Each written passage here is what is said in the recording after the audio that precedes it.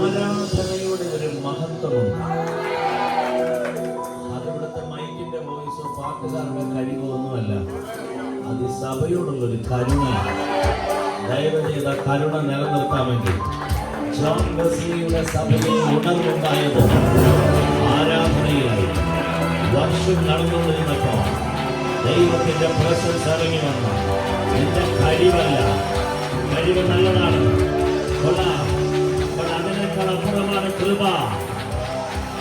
അറിവ് നല്ലതാണ്, അതിനേക്കാൾ അപ്പുറമാണ് ദൈവത്തിന്റെ കരുണ. കുറിച്ചിയിൽ ഈ ദൈവസഭയിൽ ഒരു റിവൈവൽ ഉണ്ടാകുമെന്ന് ഉറപ്പിച്ച് സന്തോഷത്തോടെ ഒരു ഹല്ലേലൂയ പറയാൻ കരുത്തുള്ള ദൈവമക്കൾ യേശു മസീഹ്